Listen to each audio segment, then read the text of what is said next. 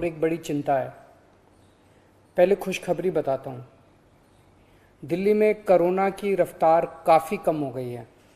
पिछले 24 घंटों में दिल्ली में केवल 2200 कोरोना के केस आए हैं।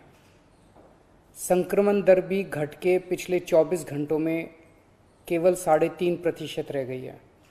लेकिन इसका मतलब ये नहीं है कि कोरोना का खतरा टल गया, वो अभी भी है। हमें कोरोना से बचने के सभी उपाय करने हैं। अब दूसरी बात, चिंता की बात। आज से दिल्ली में युवाओं का वैक्सीनेशन बंद हो गया है। केंद्र सरकार ने युवाओं के लिए जितने वैक्सीन भेजे थे वो ख़त्म हो गए हैं। इसीलिए युवाओं के वैक्सीनेशन सेंटर आज से बंद किए जा रहे हैं। कुछ एक वैक्सीन की डोजेस बची हैं, वो कुछ एक सेंटर्स में दी जा रही हैं, वो भी शाम तक ख़त्म हो जाएंगी। कल से युवाओं के वैक्सीनेशन के सभी सेंटर बंद हो जाएंगे। मुझे बेहद दुख है कि हमें वैक्सीन ख़त्म होने के कारण युवाओं के वैक्सीनेशन सेंटर्स बंद करने पड़ रहे हैं। हमने केंद्र सरकार को भी लिख के बताया है। केंद्र से हमने और वैक्सीन मांगी है। जैसे ही हमें और वैक्सीन मिलेगी हम फिर से ये सेंटर शुरू कर देंगे। दिल्ली को हर महीने 80 लाख वैक्सीन की ज़रूरत है, 80 लाख डोजेस की। इसके मुकाबले मई में हमें केवल 16 लाख वैक्सीन मिली और जून के महीने के लिए केंद्र ने दिल्ली का कोटा और भी कम कर दिया है। केंद्र सरकार से हमें जो चिट्ठी आई है कि जून में हमें केवल 8 लाख वैक्सीन दी जाएगी। मई में 16 लाख दी थी, जून में 8 लाख देंगे। अभी तक हम दिल्ली में टोटल 50 लाख वैक्सीन लगा चुके हैं और दिल्ली के सभी एडल्ट्स को वैक्सीन लगाने के लिए हमें 2.5 करोड़ और वैक्सीन चाहिए।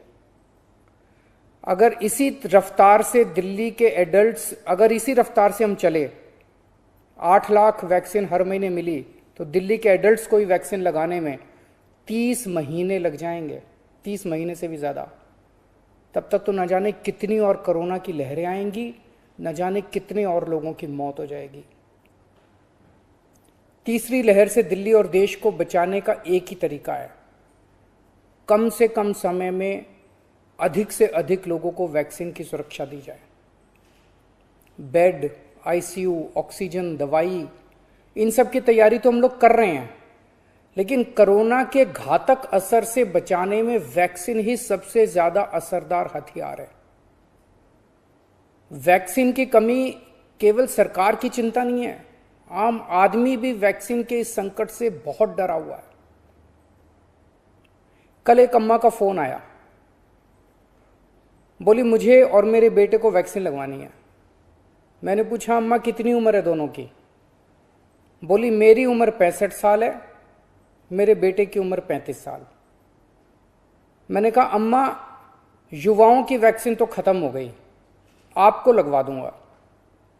थोड़ा सोच के बोली अच्छा मेरे वाली वैक्सीन मेरे बेटे को लगवा दे, वो नौकरी के लिए घर से बाहर जाता है, मैं तो बूढ़ी हो गई, उसे तो आगे परिवार भी संभालना है, इसलिए उसका सुरक्षित रहना जरूरी है।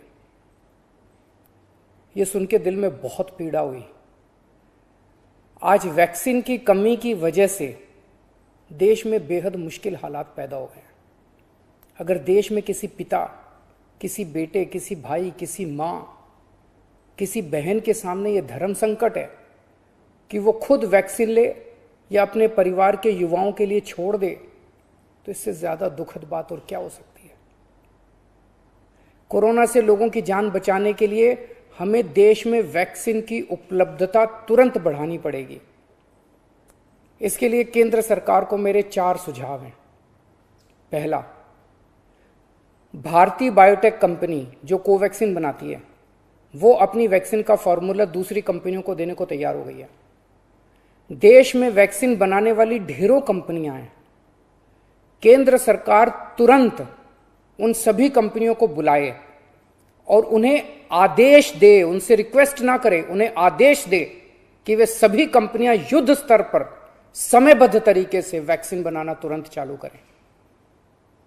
मैं पूरी विनम्रता से कहना चाहता हूं कि इन सभी कंपनियों को अगले 24 घंटे में बुलाकर ये आदेश दिए जाएं। मेरी बात को अन्यथा ना लिया जाए। इस वक्त एक एक दिन कीमती है, इसलिए मैं ये बात कह रहा हूं। दूसरा सुझाव, सभी विदेशी वैक्सीन, जितनी विदेशी वैक्सीन है उनको भारत में इस्तेमाल करने की तुरंत इजाजत दी जाए। ये भी 24 घंटे में होना चाहिए, इसमें भी बिल्कुल देरी ना की जाए। और विदेशी वैक्सीन के जितने निर्माता हैं उनसे भारत सरकार बात करे। अभी भारत सरकार ने राज्यों पे छोड़ दिया कि स्टेट्स बात करें, हर राज्य अपने अपने स्तर पे विदेशी कंपनी वालों से बात करे। ये कोई अच्छा लगता है? भारत के 36 राज्य और यूनियन टेरिटरी हर कंपनी के सामने जाके आपस में लड़ रहे हैं। महाराष्ट्र हरियाणा से लड़ रहा है, हरियाणा दिल्ली से लड़ रहा है, आपस में लड़ रहे हैं सारे इन कंपनियों के सामने। इससे विदेशों में भारत की क्या छवि बन रही है? भारत सरकार उनसे खरीदेगी तो ये कंपनियां भारत सरकार को बहुत ज्यादा गंभीरता से लेंगी, और फिर भारत सरकार तो सीधे इन कंपनियों के देशों की सरकारों से बात कर सकती है ना। और भारत सरकार जब इन कंपनियों से बात करेगी तो भारत सरकार तो कई 100 करोड़ की वैक्सीन खरीदने की बात करेगी, तो जाहिर है ये कंपनियां भारत सरकार से कहीं ज्यादा अच्छे से बात करेंगी। तो भारत सरकार को इनसे वैक्सीन खरीद के राज्यों में बांट देनी चाहिए। तीसरा सुझाव, कुछ देश ऐसे हैं, पढ़ने में आ रहा है मीडिया में, कि जिन्होंने जरूरत से ज्यादा वैक्सीन जमा कर रखी है। उनकी जनसंख्या जितनी है उसके हिसाब से उनको जितनी वैक्सीन चाहिए उससे कहीं ज्यादा वैक्सीन वो स्टोर करके बैठे हैं। उनसे भारत सरकार को वैक्सीन लेने के लिए गुजारिश करनी चाहिए, प्रार्थना करनी चाहिए। और चौथा सुझाव, ये जितने विदेशी कंपनियां वैक्सीन उत्पादक हैं उन्हें भारत में वैक्सीन उत्पादन करने की भी तुरंत अनुमति दी जाए। अंत में मेरा केंद्र सरकार से यही अनुरोध है कि दिल्ली को तुरंत वैक्सीन उपलब्ध करवाई जाए ताकि हम फिर से वैक्सीन लगाना चालू करें, अपने वैक्सीनेशन सेंटर खोलें और दिल्ली का वैक्सीन का कोटा भी बढ़ाया जाए। कोरोना की इस लहर में सबसे ज़्यादा युवा जिंदगियों का नुकसान हुआ है, युवाओं की मौत हुई है, और दिल्ली में इस वक्त युवाओं के कोटे की वैक्सीन खत्म हो गई है। नमस्कार।